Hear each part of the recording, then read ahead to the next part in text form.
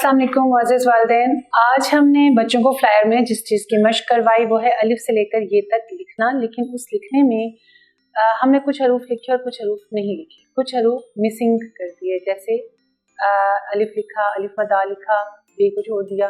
बे बच्चा खुद से याद करके लिखेगा, पे लिखा हुआ है, ते को खुद से याद करके लिखे, से को लिखा हुआ है। इसी तरह से एक लफ्ज़ लिखें, एक छोड़ दें, एक लफ्ज़ लिखें, एक छोड़ दें।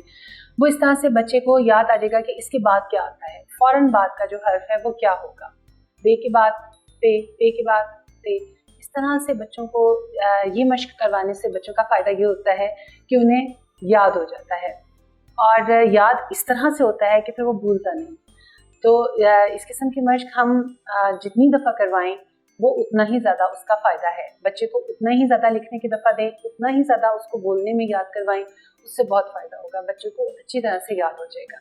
उम्मीद है कि ये वीडियो आपके लिए मुआविन साबित हुई होगी। इंशाल्लाह ताला अगले सबक, अगली वीडियो के साथ फिर आपसे मुलाकात होगी। तब तक के लिए अल्लाह हाफिज़।